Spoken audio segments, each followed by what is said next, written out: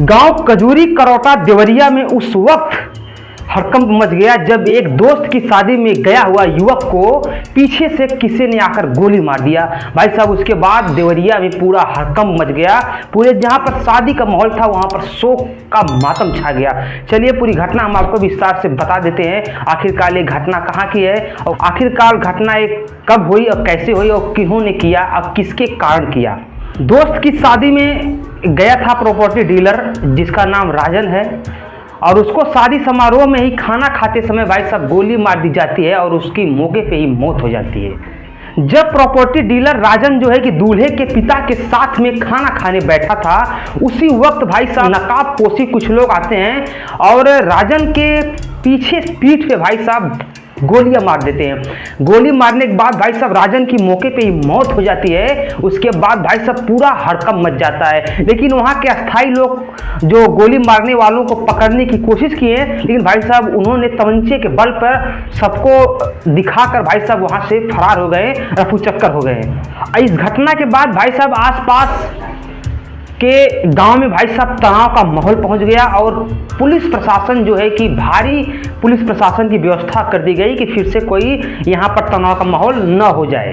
दरअसल ये घटना देवरिया के खजूरी करौटा गांव की है, जहां पर अनिल गिरी की बेटी की शादी थी, जहां पर कुशीनगर से बारात आई थी और बारात में लगभग 50 लोग शामिल थे और इसी बारात में दूल्हे मनीष का दोस्त राजन भी आया था।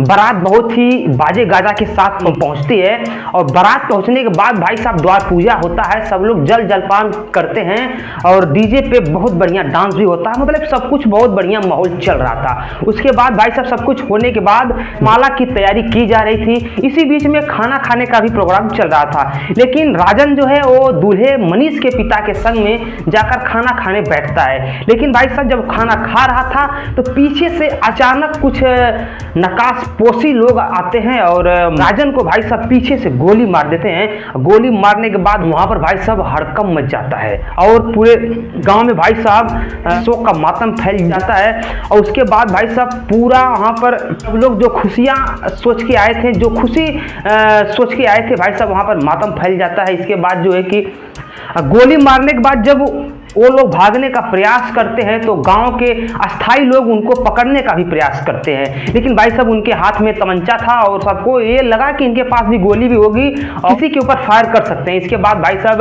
ये जो बदमाश आए थे ये सब भाई साहब तमंचे के बल पे वहां से भाग जाते हैं। उसके बाद खबर पहुंचती है पुलिस प्रशासन के पास। पुलिस प्रशासन खबर सुनते ही मौके पर police team, forensic team, surveillance team, जी भाई साहब तमाम टीमें और भारी पुलिस बल के साथ मौके पे पहुंचती है। मौके पे पहुंचने के भाई साहब घटना की छानबीन करती है।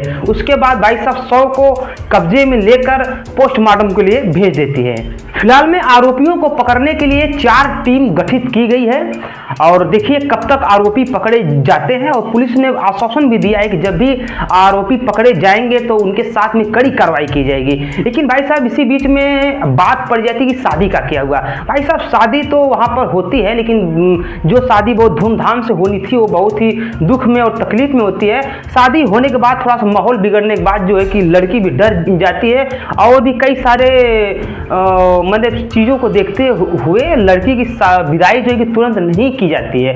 भाई साहब सोमवार को लड़की की विदाई की जाएगी और इधर जो राजन के भाई से पूछा जाता है कि आखिरकार आप किसके ऊपर डाउट कर सकते हैं, कौन इनको गोली मार सकता है। तो भाई साहब राजन के भाई जी है वो इंटरव्यू में बताते हैं कि जमीनी विवाद था बहुत पहले का और इसी के चलते जो है कि मेरे भाई राजन को गोली मारी गई है। फिलहाल भाई साहब सब कुछ मद्देनजर रखते हुए प्रशासन जो है आरोपियों की खोज में जुट चुकी है। फिलहाल भाई साहब इतना ही, मिलते हैं अगले दिन अगले वीडियो के साथ। तब तक के लिए नमस्कार, बाय, प्रणाम, आदाब, हर हर महादेव, जय श्री राम।